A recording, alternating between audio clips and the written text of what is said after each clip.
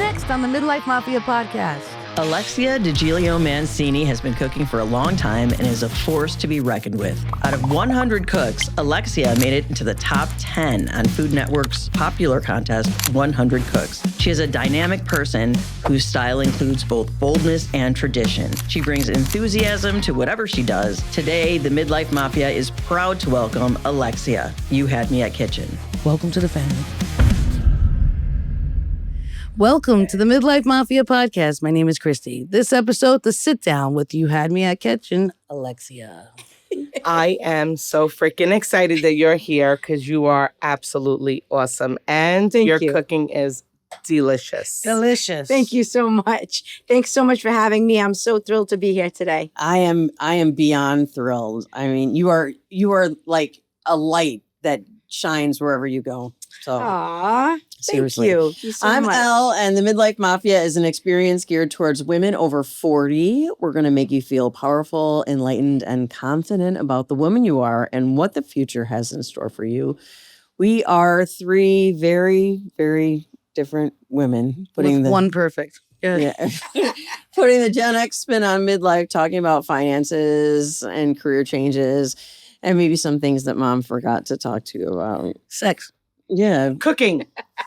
Hey, I'm glad my mom didn't That's talk to why me I'm about here. sex. Yeah. Cooking Kind was of, for me. yeah, I Yeah. guess. Midlife is a time of change. It's a time of reflection. Most importantly, though, it's a time of growth. It's a time where you can use your past experiences to help you guide your future because you've done things, you've learned things, and you have a lot of life left to live. And Wow. let's live it the best way that we can. So today, we're very happy. It's not YOU. It's just you. You had me at kitchen. yes. The wildly creative brainchild of an amazing woman who is never at a loss for words, creativity, and passion. A woman savoring her tradition with recipes, bringing the Sunday dinner back to the table. She's a home cook, a vlogger, a television personality, and so much more. I would go as far to say as there is nothing she won't try and pretty much nothing she can't do. She was highly ranked in the Food Network's 100 Cooks, making it to the final 10. Yes. 10 Yes. out of 100. And she led a team of people that she just met, immediately being pegged as the leader. And just when you thought she was quite amazing, you find out that she actually started in the music business. She was a rapper. That's right. I wish I could go on forever about this Rhode Island maverick, but I'd rather have her tell it herself. She's a woman who lights up the room just by walking in. And that's even before you have one bite of her delicious food. So she's the poster child, I think, for you can do it. Aw. And the Midlife Mafia is thrilled to welcome Alexia DiGilio Mancini. You did it. I get it right? You got it right. You did. Thank From You Had Me at Kitchen. Thank you so much for being here. Thank you guys so much Thank for having you. me. It's my pleasure to be here. Meeting you guys for the first time was a thrill for me. You came to my event at Foxwoods. Getting to know you and watching you for so long, being such a fan of yours and having the opportunity to come on the show. I'm just very grateful. We appreciate that. I wanted to be part of the family. Not yet. I'm dying. Not yet. We got Almost. about 30 minutes till you become official. So what made you start posting on social media? I used to be in the music industry. I always had a love for entertaining, food, people, music, and from a young age, I performed. I was everything from doing the cricket at the mall talent show to a Michael Jackson impersonator at the Oh my mall. God. And in my early teens, I started rapping and everything, writing songs, and I was at my cousin's doughboy shop. I was selling doughboys and ice cream, all the things that make people happy. And my cousin loved what I did. He was a big supporter, and we had like a local guy there performing, and his name was Terry McInerney, which he went by Bobby Berjol. Have you guys ever heard of him? I think I have heard of Bobby Yes, Berjol. he does like comedic raps. It's very Italian based. Like everyone's Italian on Christmas Eve. You know, Is this he guy? the one on the TikTok that you go over and you say you could sing and he goes, can you sing? Can you No, rap? it's Oh, I not love him, but yeah, I know who you're thinking of though. He's Michael awesome. Manelli. I think. That's Yeah, it. he's He's really good. awesome. I watch him on TikTok. But Bobby Bajol, he does like Everyone's Italian on Christmas Eve. He's pretty well known. So he was performing. My cousin said, take the mic and rap. And I did. And he was like, you're coming with me to the studio. I was 14. It was my first studio experience. I went to the studio, sang backgrounds on one of his songs, which was called, believe it or not, Bikinis Tortellinis. Right? I'm dead. And he's like, I'm going to name you Alexia Aliol. So we had fun and I got hooked and I started, going to the studio. I was doing my own songs. I met with local producers, hooked up. And then like in the 90s, I started my own record label, which was unheard of then in the early 90s. God. Yep. With my friends Daryl Lopes and David Prout, who were my producers. And I put out a pop song called It's All About You. Oh, we listened to it last You night. like that one? And I actually, recorded and wrote that song myself. I wrote the lyrics and melody. David and Daryl did the music and production. We released it locally and I went to every radio station. I had a cassette tape and a vinyl. There was no CDs then, no internet. I went to every radio station, which I called Pounding the Pavement. Yep. And I said, can you play my song? Can you play my song? And finally, I got one station in Rhode Island called, at the time, it was Hot 106, Kicks 106 back then. And they played it. And I got discovered by this company called SIN, which was Street Information Network.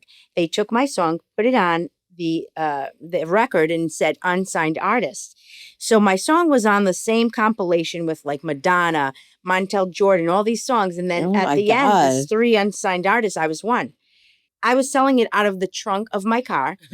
I got myself on my own tour, believe it or not. I was in Fort Wayne, Indiana, Minneapolis, Miami, all on my own, right? I believe it. I got it in Strawberries, Kangaroos, all by myself. And then I got signed with Strictly Rhythm, who is the world's leading dance label. So that led to me getting signed, the Street Information Network CD. And when I signed with them, I had two deals. They were like, one was Arista Records and one was Strictly Rhythm. Strictly Rhythm was going to make me their first pop act because they were the world's leading dance label. They had like Reel to Reel, Planet Soul, Jelly Bean Benitez, all these people. So when they took my song, I thought, look, this is it. But then what happened was so it was like one of those true Hollywood stories. Yeah.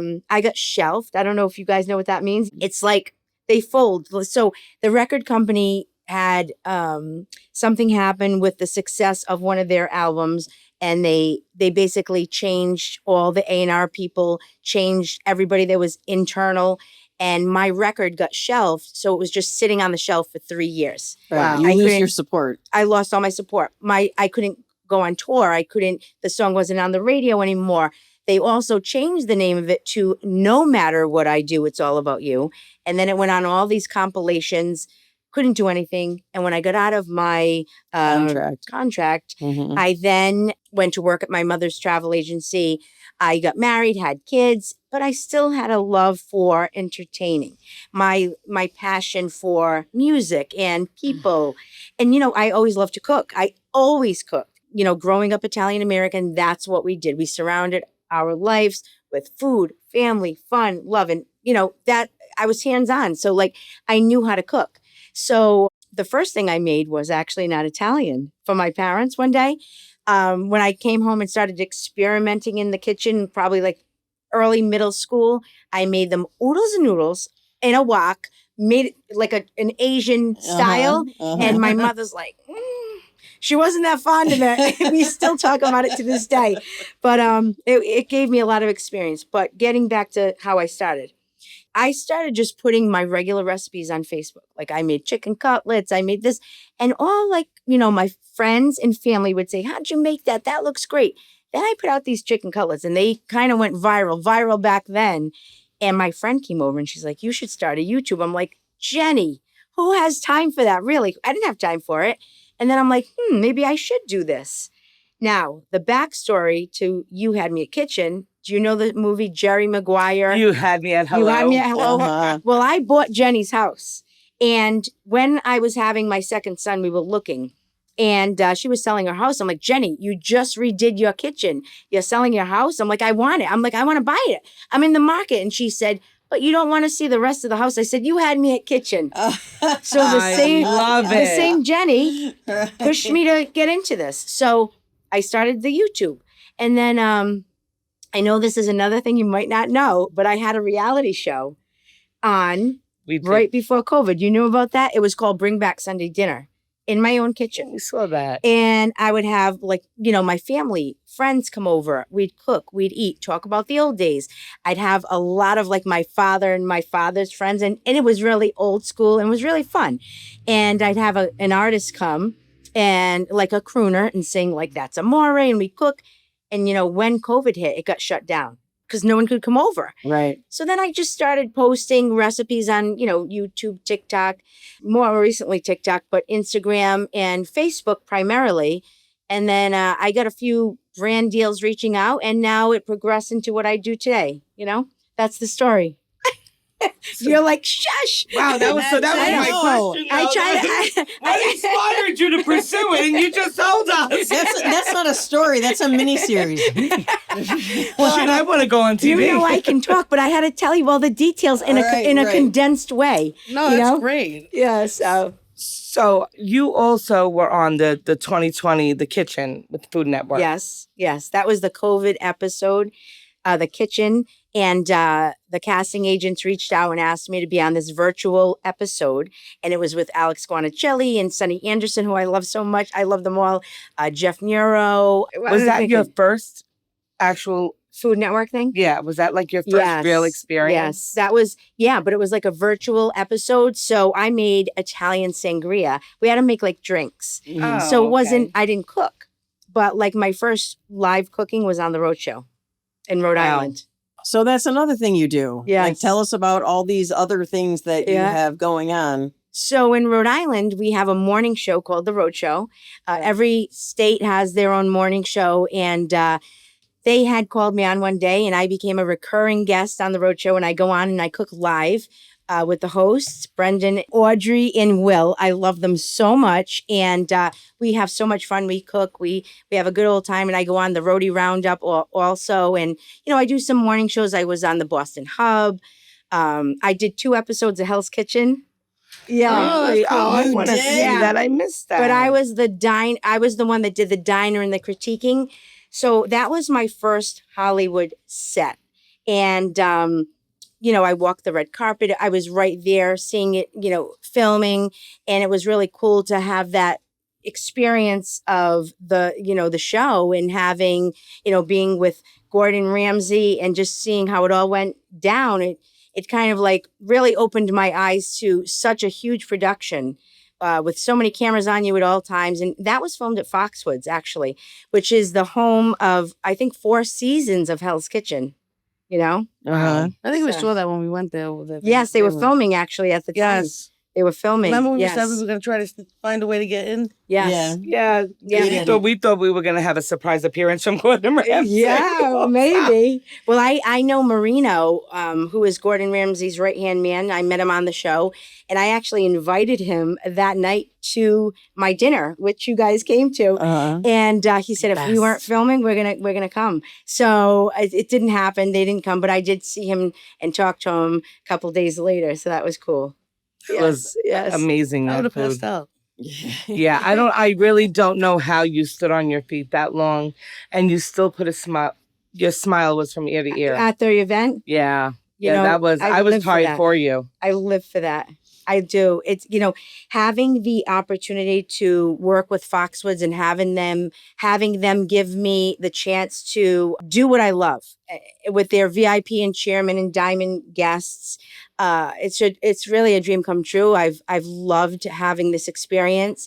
The first one I did, they said, hey, now's your chance. And now I'm going on my 6th one with Foxwoods. Wow. It's really great. And, what it is, basically an Italian themed dinner. You guys came. The one you came to was macaroni and meatballs. No, that was the best sausage I've ever tasted. Really? I stay for about a week when we do these events, and they give me a beautiful room, and I go down and cook with Chef April and team. They're an amazing culinary team, and we cook. We prep everything, and when I go out, on the floor. So after we prep everything, they execute my menu. I curate the menu. They're so amazing to work with. They bring my vision to life. I mean, did you see the flowers and what they give to the guests, the drinks, and it's really an experience. I consider it an experience. Like, it's not just people coming to dinner. I put on my live demo, which I love and I live for, and that's where I thrive. Live, having people interacting. That's what really motivates me and gives me that adrenaline rush. Like, I can't even explain to you what that does to me. It's so exciting. It's like being on stage when I used to do music and now I'm doing it with the food. It's like it's come full circle. And then, you can see that because you walk into the room and it's beautiful, and everyone's just like hanging out, waiting for, you to come out and doing their thing and tasting this and drinking that and whatever. Yeah. And then as soon as you come out, it's like a bright light illuminates. And no, really, I mean, didn't you feel that way? The energy was great. I mean, and then all of a sudden it's like, this is why we're here. So my question is, okay, so you were really into music for a while, and you actually, with your personality, I can see how whatever you put your mind to, you will go very, very far with it. Thank you. Thank you so much. You went, I mean, up to a contract. So why did you decide to not try again? Like, why did you switch focus? When I came out of the contract, it was really difficult. It was really a difficult time because I had built so much and then I was just in limbo for 3 years. So when I got out of it, it was like, I didn't know what to do. I was like in a lost place because it is so difficult, the music industry. Yes. It's so very difficult. So then I was just writing for other artists when I got out of my contract. And I just fell into what I call regular life. Regular for me because I need something like what I'm doing. That's what I've been born to do. So I just kind of fell back into working at my mother's travel agency and having my children, and which was my focus. Like, I would never change that for the world because I have 2 beautiful sons. One's going to be 19, one is 15, and they were my world. So like that's what my focus was, my kids. And as they got older, I started, dabbling with this, and it's like it's back. Like, what I want to do is back. And it's really just honestly share, happiness with the world. Like, I love that. I love people. I love to interact. And it just brings me a lot of joy to bring joy to others. That's really, that's what I love. I do. I love it so much. What do your kids think about it? They're very proud of me, especially with the show that I just landed. And, to see me on TV in that light on a national, actually it went global. It's in 15 different languages, which is crazy. My mother called me one day and she's like, oh, someone sent her a clip of me in like France. And it was like, it was me, but it was talking in French. So it's just cool. They're very proud of me. They're very supportive. My whole family has always been supportive and, they get a kick out of it. But sometimes when I have to film and I'm like, guys, you got to be quiet now. It can be difficult sometimes because my little one, he likes to play his video games and, he's just like me. He's a clone of me, my little son, Alex, and he's like wild and crazy like me and loves to talk and laugh. And Robbie is also great personality. He's like very, very like into school and he's, great worker. They're both great kids. I've been very lucky, with my kids and I love them so much. So how are you like the PTA mom? Well, when they were young, I wasn't the PTA mom, but I participated in a lot of things like the field trips and everything like that. But what I actually did do, which is a little better than the PTA moms. No, I'm just kidding. This is funny. Funny. Not better than the PTA. The PTA is amazing. I love all of the support they give the kids. You don't need them anymore. Don't worry about it. But let me tell you what I did do. When my kids were in like grade school, I just, when you just click with people. So, when your kids become friends with certain kids and then you click with the mothers. You end up having your friends' parents as your friends. You have become friends. So I became friends with a lot of these ladies, and I said, guys, I have a great idea. Why don't, you got to look this up. You're going to crack up. I said, why don't we do like a bus to Halloween at Salem? Now, have you ever heard of that? Salem, Massachusetts. It has a lot of fun for Halloween. And I said, we'll go on the bus. I got all the girls on the bus. And of course, we're popping the champagne in the morning. Who's having a little apple cider, a little spike, this, that, and the other. We get to Salem. And on the way, I rapped on the bus. Well, were the kids there too? Or just no, these are all adults. No, this is the mom's night out. So wait till you hear this. This is really a real story. So I rapped on the bus and no one could believe it. They were laughing and getting a kick. So this was we did this annually now. So then one year, third year, I think it was, I said, I'm going to surprise these girls and I'm going to write a comedic rap because I write comedic raps for different people like Mel. Remember Mel came in and I did that for her? I wrote the comedic rap and it was called Girls on the Bus. And I put everybody's name in it. And I made it really fun. One of the lines is, girls day out, no one yelling, ma! Like it is. And so on the bus, I taught these girls, I made everybody get matching sweatshirt. It said, we're here for the booze, but it was like booze as in scary, like B-O-O-S. Right, yeah. But, it's the double entendre. Right. So I taught them a dance on the bus. I'm not kidding you guys. I said, guys, here's the song I wrote for you. Let's do this dance. I made everyone do the dance for the whole 2 hours it took us to get there. Oh my God. We get there and I said, guys, we're going to go on stage today and do this rap. So this is on YouTube. You can see it. So I said, all right. I went up to the guy that runs the stage and I said, I wrote this rap. I'd love to come on stage with the girls and perform this. And he's like, yeah, okay, lady. So then he's like, all right, let me listen to it. He plays, he's like, 12 o'clock, come back. I was in the lead. I had all the girls behind me with mics as well, singing in the chorus, and everyone did the rap. Everyone did the dance. It was such a hit. They called us back at 4. I recorded it. It's called Girls on the Bus, and it is funny. It is funny. We gotta watch it. It is funny. And, those are the things I love to do because it's like no one expected it. It's comedic. It's fun. And I love to do like comedic raps. I don't freestyle rap. Like if someone says, hey, rap about this board right here. I'm not a freestyle rapper, but I'm a lyricist, so I can write things and I hear it in my head. And that's what I do with that. Yeah, that's a lot of fun. It's fun. It's so I guess fun. you were always planning the trips after that. Always planning the trips. I was the ringleader of the crew. What did your parents do with you as a child? They were so supportive. Did they put you in every activity? I played sports. I was a real tomboy. BMX bikes, skateboarding, softball, basketball. I did it all. I love sports. And my father was the coach of the baseball team, softball. I loved it. But I grew up in a beautiful life. I cannot even explain what a happy childhood I had. A beautiful family, my mother and father, my sister. We were always, Sunday dinner, my grandparents' house, visiting. It was a great time to grow up, I always say growing up Italian American, it doesn't matter what nationality you are, what culture you are. It is all about that family connection and tradition. It's just that Italians do it better. Italians do it better. She's kidding.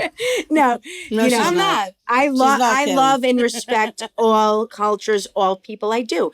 And everyone has their own family tradition. My mother and father got divorced when I was 16. We never even knew they had a crossword or anything. But we were still a family. We were still a family. And, I lost my father to COVID and it was very devastating. I'm so sorry. Very devastating. And,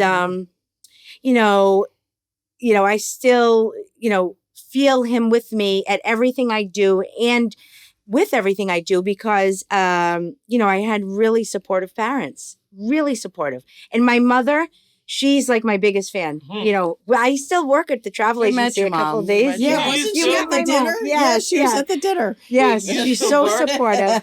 And, at the travel agency, I still go and do the back end stuff a couple days a week. And every client that comes in, she's like, did you ever see this show? Here's her book, and it makes me so happy. You know, she's proud and I'm proud of her too. She's amazing. She's been in business since 1986, travel agency.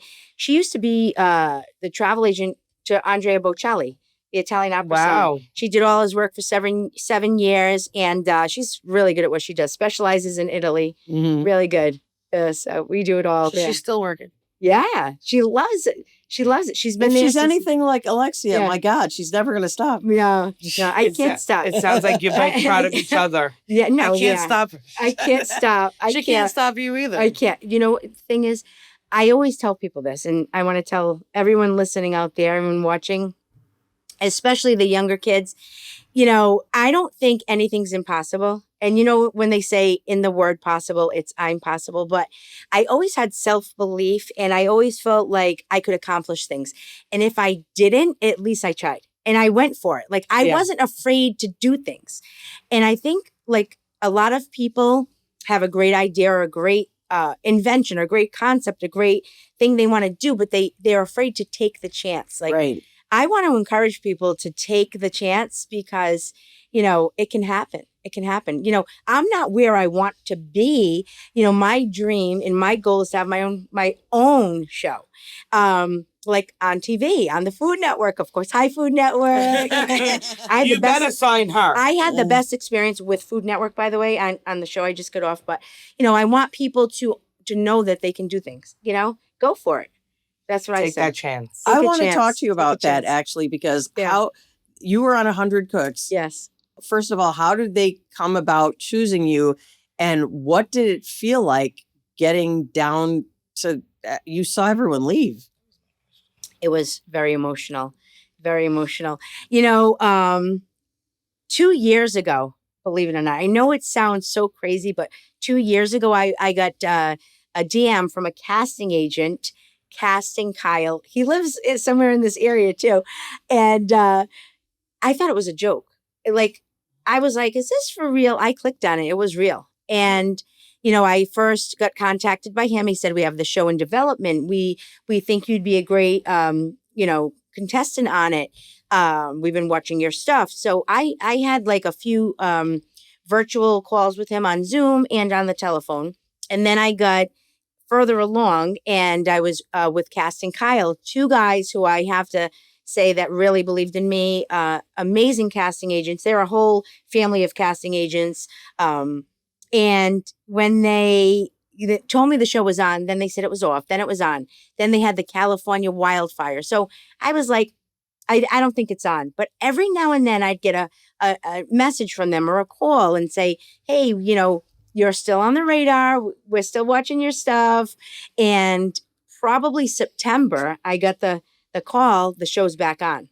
It's green lighted. So when I heard that, I was getting really excited. I said, wow, this has been almost 2 years. I mean, they really must like what I do. And, you know, they would like my posts here and there. And it was exciting. So I just had like this gut instinct I was going to get this show. I just felt it.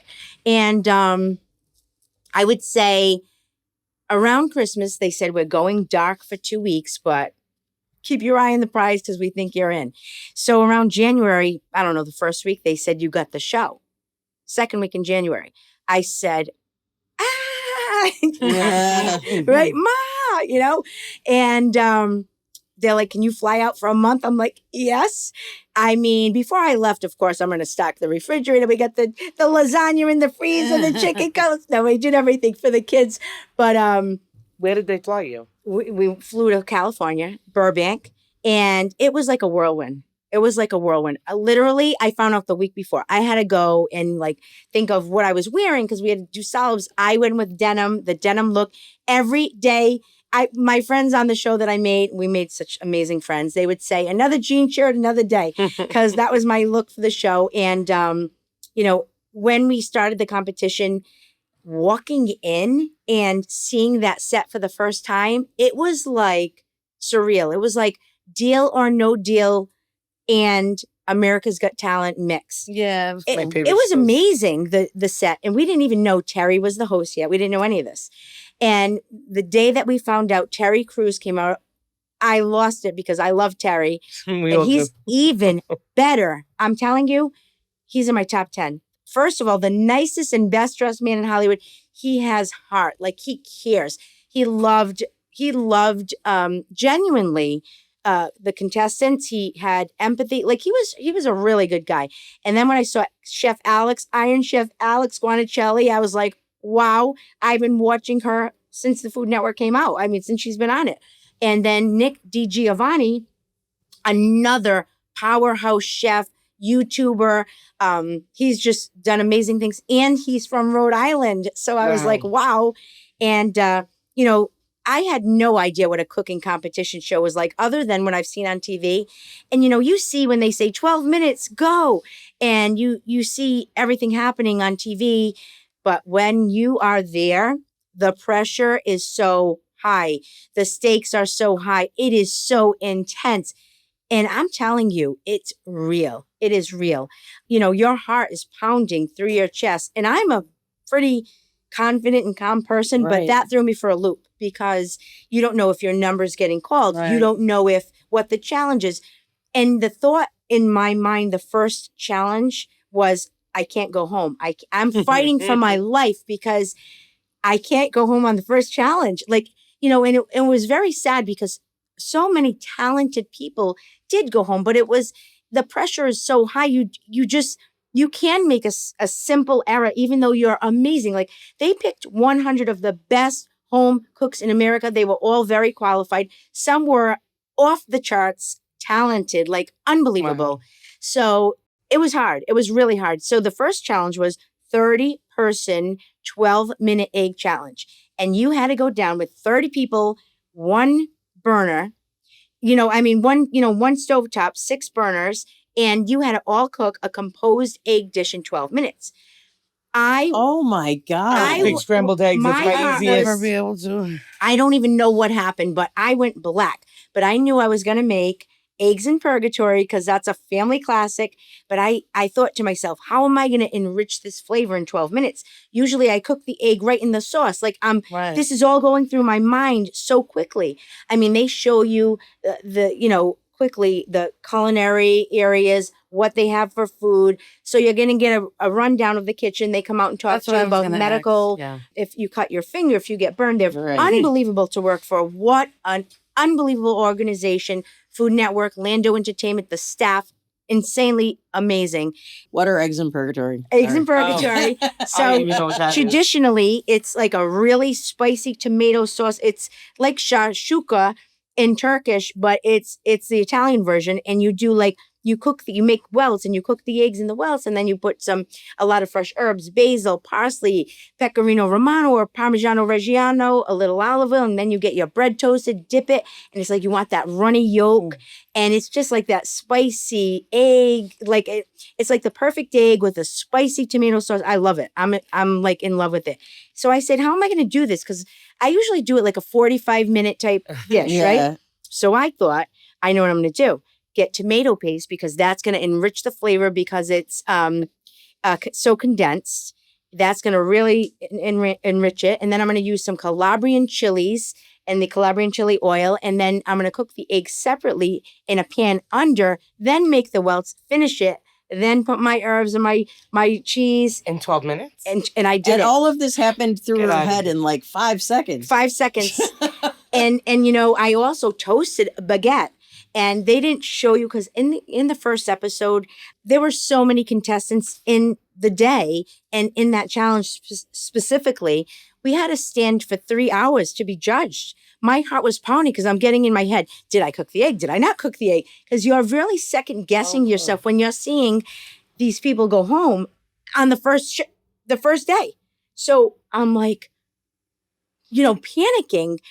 But I'm like, I know I cooked it. And when I got up and they said, Alex had said, which is in the episode, she said, I love the egg, I love the herbs, I love the dish. And Nick had said, your bread was cooked perfectly. And she said, you had a perfect egg. They did cut that. But I remember, because they can't put everything in. It's a 42-minute show. How many people cooked at that point? 30 was in mine. And first, I don't know if you watched episode 1, but Antoinette, I love her. She went home the first. She did amazing, but she lost the second challenge. And I thought her soup looked incredible, and I love her. She's a spectacular person, wonderful.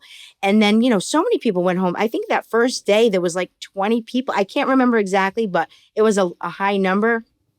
And you're with these people from, the morning until the night, filming 12 to 15 hours a day. You're from hotel to set, set to hotel.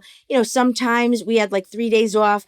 I was there the whole duration. So in those 3 days, I went to karaoke one night. We had a good time. Of course you did. That was very fun. We went to dinner and I went to the Hollywood sign. But other than that, I was so focused. I was all about getting a good night's sleep, having my vitamins. Like I knew that I needed stamina because you're standing. I'm talking your adrenaline in the, are you going to get called? The challenge, your heartbeat, your friends are leaving, you're emotional. It is something. And as it started to get less and less, so they, I did the first challenge. The second day I did a true or false, went through. Then 2 days I didn't cook. And then I started cooking again. And the challenges got, harder, more and more difficult and challenging. And I cooked my father's favorite dish. That was amazing because I woke up that day at 5:00 in the morning and I said, I'm making my father's dish today. I swear to you. And when I got called, it was Cook's Choice. And I was like, and then they said grilled or fried. And it was the base is a fried chicken cutlet. So I said, can I, pan fry? Like, they had all fryolators. Like, you have to think on the fly. Like, this was quick. Can I pan fry? Yes. Boom, boom, boom. And then I made what my father named Chicken Alexia. It's a Italian-style crispy chicken cutlet with sauteed garlicky spinach, ricotta cheese, not ricotta, people. It's ricotta, right? San Marzano tomato sauce, plum tomatoes, or what do they call it? Campari tomatoes, basil, pecorino. But what I do is I put the mozzarella on top and then I put it in the oven. Oh my God. If you saw that episode, which was episode 6, the oven was broken. The oven was broken, and I was with, on my station, Maxine, and her chicken wasn't cooking. Now, mine was cooked, but the cheese and tomato, I always finish in the oven. I want it to be melty. So I had to think on the fly, and I'm talking on the fly, and I said, culinary, I need a blowtorch. And I don't know if you saw me, and I'm blowtorching the cheese in the episode. I mean, it was really intense. I mean, intense. And then, I got through that episode. And then the next one, and I want to say Alex had a butterfly necklace. And whenever I think of my father, a butterfly. And guess what? This is the crazy thing. That was the anniversary of his passing. Oh, wow. January 26th when we filmed that. Is that crazy? All that happened. And I believe in that. It's real. And the next episode, I did what was called a cheesy challenge.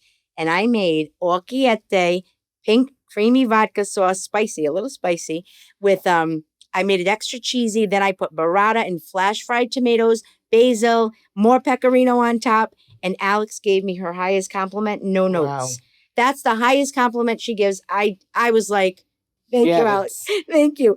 Because that's a thrill, right? No, it was That's a thrill. amazing. Yeah, That's it was really cool. Yeah. I mean, when you don't know what the categories are, do you kind of have in your head like, okay, if it's going to be bread, I'm going to make this? Well, she's a cook. Yeah, I mean, you know how I went about the competition. You don't know what the challenge is. You have no idea. You don't know if you're going to get called, what the challenge is, what they could switch it up on you at the end and say, you have 12 minutes to do this and this is the ingredient, but now you have to do it like this. You don't know. So you have to be ready for anything. But I went into it thinking, I'm going to stick with my roots, and whatever the challenge is, make it my own, something that I've cooked, something that I can incorporate my style, rustic Italian American food. So no matter what I got, my mindset was rustic Italian American. What was the hardest one? I think the most difficult was the day that I left the competition, which was a team challenge. I became the team leader and I had to do a summer potluck. So when I heard summer potluck, I thought of barbecue, like outside cookout, but I don't know if you call it a cookout, but I've heard of it. Yeah. You always call it a cookout. And I had to pick teammates. So I picked Giselle, who is the barbecue king. He has his own barbecue sauce. Mhm. It's all you need. And Holly, who's Holly in the kitchen. And she did a phenomenal job throughout the competition. And I knew her style would fit mine. When we talked about the team challenge, we all picked, something we were going to make. So I was on salad. Holly was on potato or pasta, maybe a mac and cheese, a potato salad, and Giselle was going to do barbecue chicken. Mm. And when we got up in front of the judges, Alex said we definitely won the team challenge theme. But then it wasn't about theme. They said we're going to have to switch things up because there were in each group someone that cooked that they didn't feel that did enough or their dish wasn't executed properly. Really? I had on my station squash flowers. I was going to stuff squash flowers. Should have bought those. I wasn't up to par that day. I was under the weather and I just couldn't make it happen.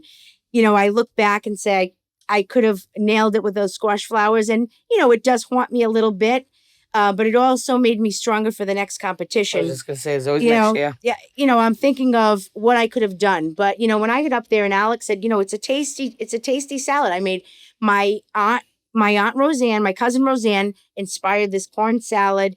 It's a delicious side dish that I bring to so many parties. So I immediately went there.